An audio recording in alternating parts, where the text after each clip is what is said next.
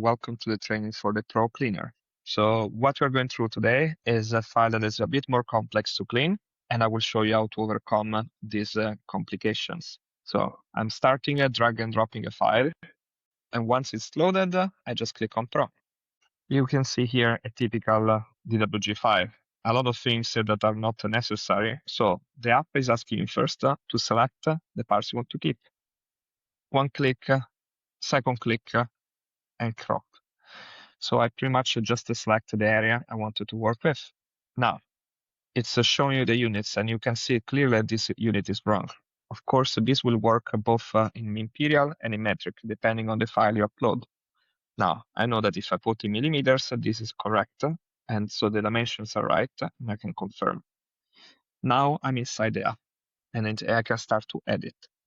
First of all, let's look through how the app works. So this part here shows you indeed all the settings that you can use. You have a part in which you have draw, you can draw lines, trim again, and can split, delete, explode, clear selection, and these are the layers. So there are multiple layers you can select. The positive thing of layout, you don't need to mark everything to make it work. You just need to mark two things, glass and pillars. So I'm going to show you how this process works. The bottom part here explains the different type of selection modes. Each one of them selects different ways the file. Layer mode selects layers, and you can see on the bottom part the name of the layer is highlighted. But you can see yourself that highlighting in this case as well is highlighting also other items that are not part of the same layer. You can see that this one is including both walls, doors, toilets, and other elements. Shouldn't be there. So this file is a typical file that is not properly structured, and we need to overcome this problem. So let's start removing text. With one click on the eye, I can remove all the text. So I can hide or show items I don't want to include. In this case, I don't want to include text. I now go and mark, for example, the pillars. And I can click and drag and just select the pillars I want to include. So it's very straightforward, just marking up here all the items I want to keep. And then I can go to assign. In layout, pillars are not just the structural element of a pillar, but are all the elements that are freestanding and technical you can walk around. In this case in particular, this space is not to be used in terms of like I cannot put a room inside. So also these spaces have to be marked as pillars.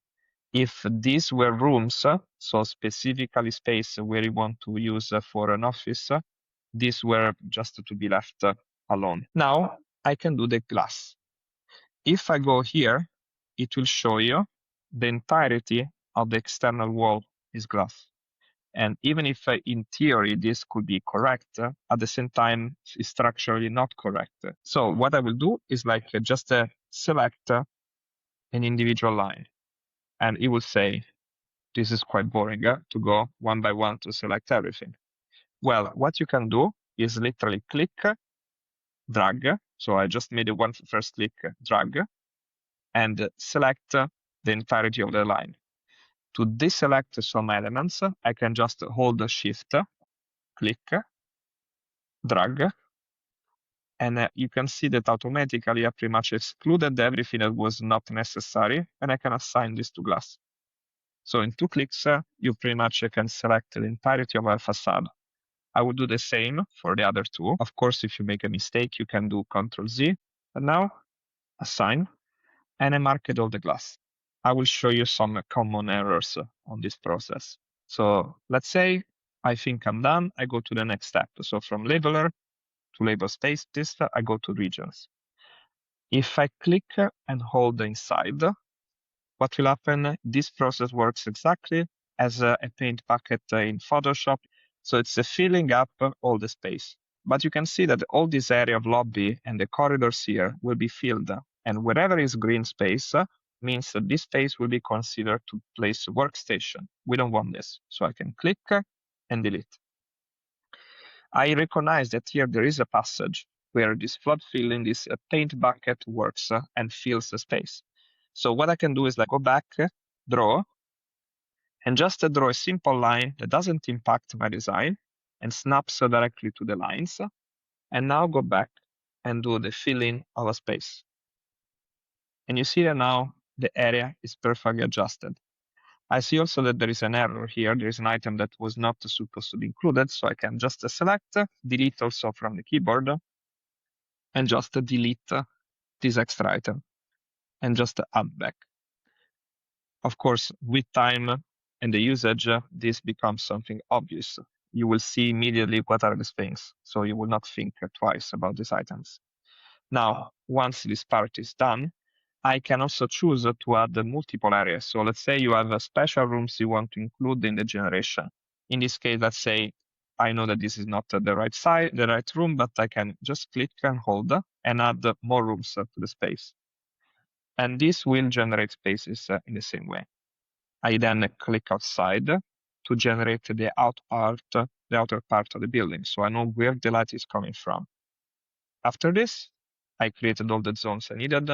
I can go and just click and hold, and draw the corridors.